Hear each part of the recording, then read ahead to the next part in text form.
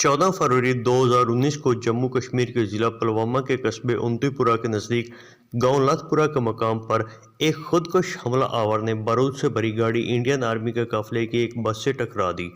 BJP ने फौरन वाक़या की जिम्मेदारी पाकिस्तान पर डाल दी, जिसकी वजह से पूरे इंडिया में पाकिस्तान के खिलाफ गम गुस्से की लहर दौड़ गई।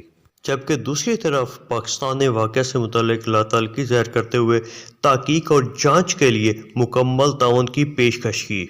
मैं आज हिंदुस्तान की गवर्नमेंट को ऑफर कर रहा हूं, किसी किस्म की आप तहकीकात करवाना चाहते हैं इस इंसिडेंट में कि कोई पाकिस्तानी इसमें मुलव्वस था, हम तैयार हैं।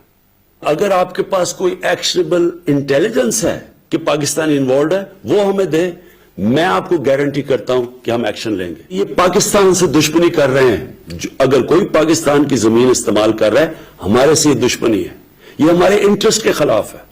चूंकि तहकीकात कराना तो बीजेपी हुकूमत के इंटरेस्ट के ही खिलाफ था, इसलिए पाकिस्तान पर जंग मुसल्लत करने का ऐलान कर दिया।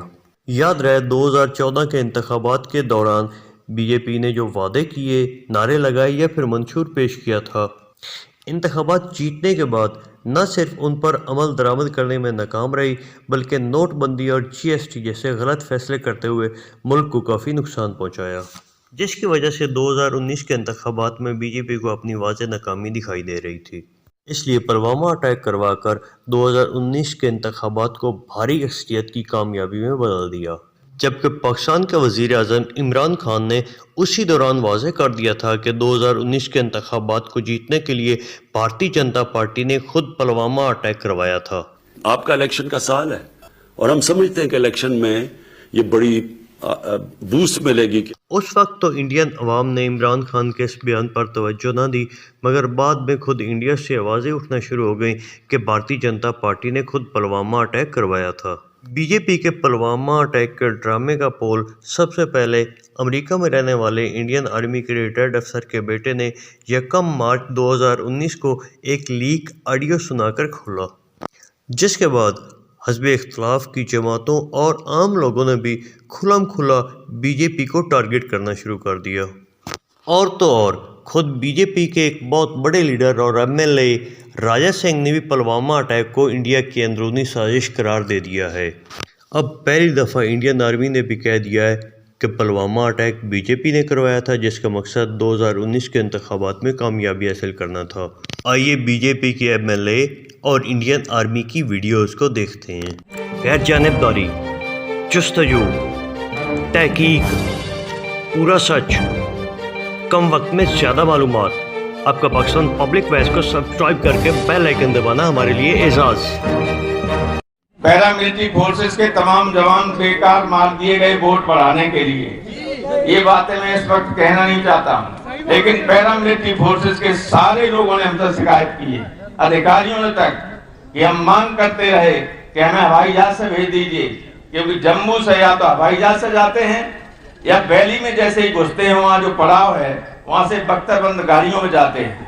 पहली बार ऐसा हुआ जब कोई चेकिंग नहीं थी जम्मू और श्रीनगर के बीच में।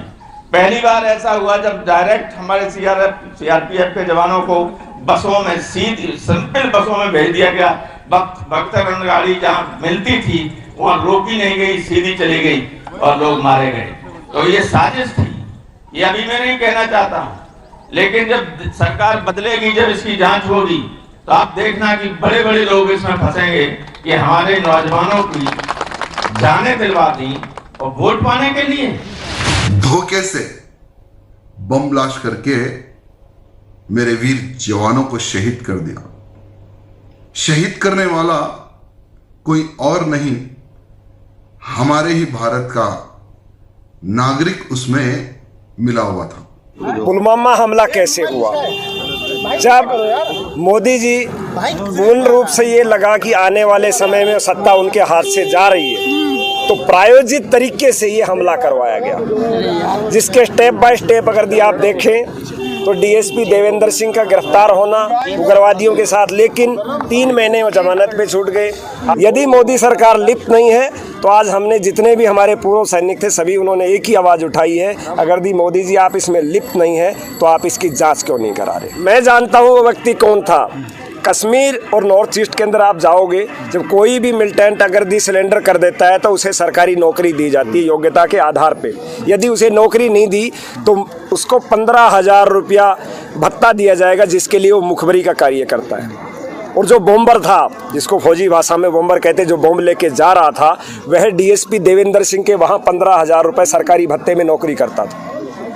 और पैरामिलिट्री का एक अपना नियम है, वो किसी भी बीट में जब ड्यूटी करती है वहाँ स्थानीय प्रशासन के अधीन वो ड्यूटी करती है। डीएसपी देवेंद्र सिंह के अधीन जो है सीआरपी वहाँ ड्यूटी कर रही थी, और जो डीएसपी देवेंद्र सिंह का मुखबिर है वो अगर आरडीएक्स लेके जाता है तो फिर इसका इशारा कहाँ जाता है। और उसकी सच्चाई साबित होने वाले कुछ दिन बाद डीएसपी देवेंद्र सिंह पकड़ा भी जाता है, वो भी हथियारों के साथ, उग्रवादियों के साथ। उस टाइम डीएसपी देवेंद्र सिंह का भी एक मीडिया पे छोटा सा बयान आता है कि आप ठीक नहीं कर रहे हो। वो सीधे सीधे धमकी दे रहा था सीनियर अधिकारियों को, जिनको बार बार ये शहीद कह के अपमान कर रहे हैं। वो शहीद नहीं, वो मृतक है, क्योंकि जब देश का संविधान उसको शहीद नहीं मानता तो आप कैसे उसको शहीद कह सकते हैं। उनका अपमान है। जो सरकार अपने जवानों को मरवा के सत्ता में आएगी तो उनसे क्या अपेक्षाएं कर सकते हो आप।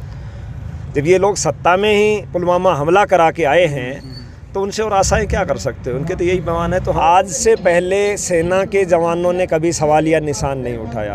विपक्ष को मानते हैं, विपक्ष से अपना काम करेगा, लेकिन सेना के जवानों ने तो कभी ऐसा नहीं कहा। आज सेना के जवान कह रहे हैं कि पुलवामा हमला, मैं खुद कह रहा हूँ, हमारे सारे साथियों ने वहाँ से बयान दिया है कि पुलवामा हमला एक साजिश था और मोदी द्वारा रची गई साजिश कराया गया हमला।